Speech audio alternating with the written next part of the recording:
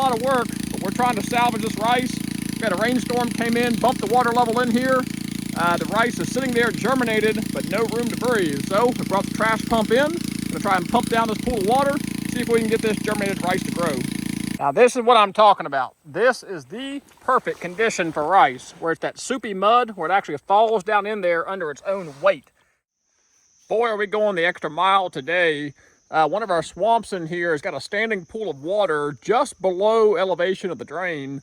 We've got 10 days of dry weather coming, so I decided to go ahead and come in here and pump it out with the trash pump here.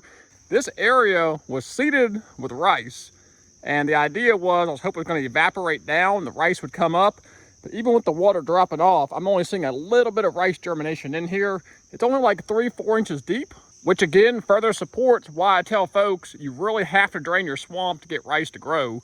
This is only a couple inches deep and the rice just did not come up and penetrate through that standing water. I've not had to drive down here and check on water levels, even with all the storms and rain, or check on the water control structure here, checking for beaver activity. Thanks to my voopeak camera, I was able to hop in here live, even during the storm event, pan around, make sure everything looked good, make sure we weren't jammed up here. This has been a lifesaver, saving me a lot of time and money driving down here. You can tell it is shallow in here. We're talking just a couple inches. I'm really hoping I can actually still see rice in there. Some of it's floating. I'm really hoping we suck the water off of this and this rice has not rotted yet. What's in here will germinate and come right on up, and the millet will just be a bonus. That just shows you, even in 2-3 inches of water, that rice does not like standing water. You really got to expose that mud flat. Looks to be a nice deep hole right here, which is good. It's nice access. You know, these jet sleds are lifesavers. They need to sponsor me. I will promote these things to the day I die. Try to get this pump level so it doesn't throw an oil alarm. That'll work. Get her lock on.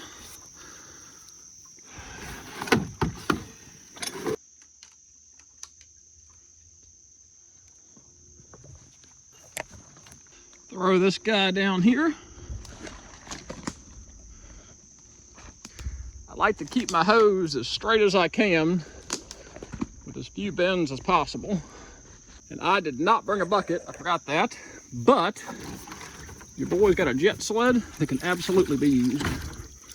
Use the jet sled to fill that bad boy up. All right, we've got our intake hose out here in deep water. We'll check it in a second, make sure it stays clear.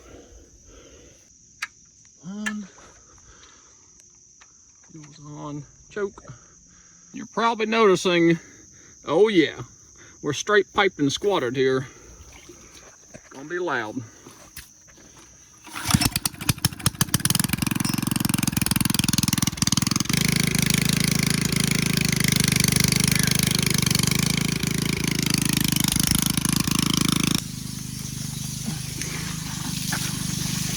There we go.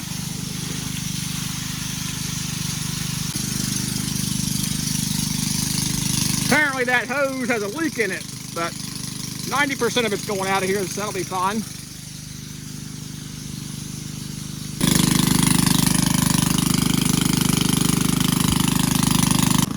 So here's what we're talking about. I've dropped the water already 1/4 inch, and there is rice sitting under the water with a germinated taproot. There's a little bit of foliage on it that looks rotten. I don't know if it's going to recover. It's been about 2 weeks sitting in this mud. I want to show you some side-by-side comparisons. We planted a blend of agricultural rice and wild grain sorghum. We water seeded it when this swamp was completely full. If you caught that video, we walked all the way around, broadcasting both sorghum and rice into standing water, both of which sank to the bottom. Then we pulled the water back off of it, and it has worked very well. Got both grain sorghum coming in and the agricultural rice. Some areas that look a lot more flush, we actually top dressed some millet into it where it looked a little bit thin. So we've actually got 3 things in here: Japanese millet, wild grain sorghum, and rice. I can already tell it's dropped a little bit here in just not even 10 minutes. There's some soupy mud exposed there that was not there earlier. I think we'll have this thing pumped down in no time. Really excited about what we've got. We've got a lot of rice coming in here. And look at all this grain sorghum. This grain sorghum's doing really well. We got a lot of it up through here. So I think I just must have seeded that a little bit heavier, but I'm actually wishing I would have put a little bit more out in these higher, drier areas, but there's still plenty of rice in here with it. We're starting to get some sedge and spike rush, some kind of little grass coming on in here, probably a flat sedge. But the millet and sorghum is plenty high enough where I don't anticipate those weeds and grasses being a problem. Historically, I have not been one to spray my duck food plots. I just kind of view this as a buffet is better. I use water level control in the spring to help suppress the bad weeds. Get my seed in the ground and then let it outrun the new weeds coming on once we drain it. I've just never loved the idea of coming here and spraying weeds in a beaver swamp for ducks. I don't know. I've always had really good production without having to do weed control. That may change over time. I do have a lot of wool grass at the upper end that has created fantastic roosting habitat, which is not always great when you're trying to have food, to have the roost right next to it. But the deer absolutely love that wool grass. Bucks hiding that all the time. May get a drone in here and spray that back out and recover that as a plantable area. But as for now, you can see it makes fantastic habitat. Still got an acre worth of food in here, but that would add us probably another 1/2 to 3/4 of an acre if we get that under control. I'm getting a lot of emails and DMs of folks wanting help with their projects. It's worth shouting out that I do help folks with their projects. Shoot me an email, I'll put it down below. I'll be happy to advise and help you on that if you need some help with them.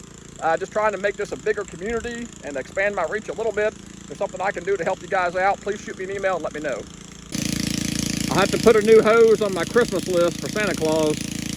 However, that is a nice indicator from afar that it's pumping really nicely. Just losing a little bit of water. Folks always ask, do you fertilize your rice in your duck swamps? I have done it one time and I cannot say it made a difference or not. And here's my stance on it. This is a beaver swamp. A lot of agricultural fields run in here. A lot of years of organic debris and breakdown. I just have to think this environment is very nutrient rich, very eutrophic. One rain event where the water comes up, and I feel like you're going to lose your nitrogen, you're going to lose your fertilizer. I just don't see it being a good use of money coming in here and fertilizing a beaver swamp, which is slam full of the darkest, richest soil you can imagine. And I've got a little bit of base flow coming in from the farm pond upstream, but it is very, very minimal. My plan is to hopefully use that farm pond to reflood this beaver swamp in the event we don't get the rain we need when we need it. There was one year where we didn't have any rain, October, November, and it wasn't until the end of December that we finally got rain that would flood it. So this year, ace in the hole will be to be able to bust that farm pond and drain this swamp right when we need to. Back out here 24 hours later, and well, the pump did exactly what it was supposed to do. I actually hopped into my voopeak live cam there and knew exactly when it turned off and how low the water was. Really cool to keep tracks of the swamp using that camera. But you can tell we dropped it another solid foot here, exposed a lot of mud areas that otherwise would not have probably grown rice. This is just good old-fashioned agricultural rice, just like they plant in Arkansas. People ask why I always make that distinction. It's very different than wild rice. I don't want to confuse people. A lot of people used to drop in the comments and say, hey, what's the difference? Wild rice is natural, native, and you plant it a different way. I mean, look how beautiful this is. That rice drops down and prints right in that soupy mud. And it will also sink in standing water. It won't grow in standing water, so that's why we're pumping it down. The second that water comes off, this rice will shoot right up.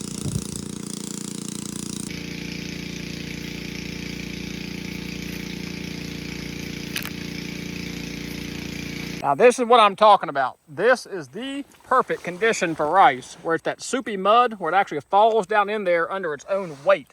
This rice was just thrown out here and it's already sank down.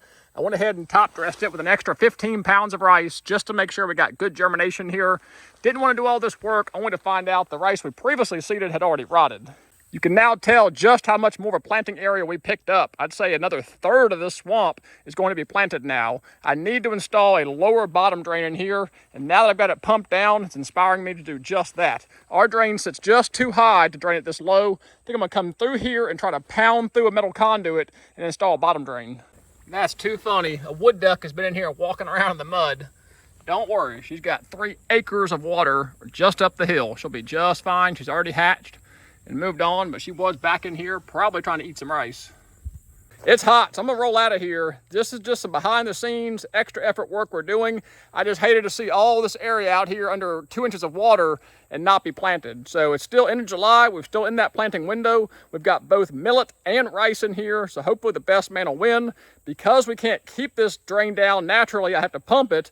That rice, if it comes up at all, it should be off for the races. It can withstand flooding much more than the millet. Probably gonna leave the pump in here. I'm gonna leave it covered just in case we get some rain, but I do anticipate this probably staying pretty dry. It's gonna take a lot of rain to fill this thing back up. The goal is that rice to get on up, a little bit more mature, and then it can withstand being flooded, whereas the millet is just not that tolerant. I am inspired though, like I said, to come back in here, try to install a bottom drain in these lowest points right here, because even a 2-inch bottom drain left for a few days would drain this little area out, no problem. But as always, until that next video, really appreciate you watching. God bless, and take care.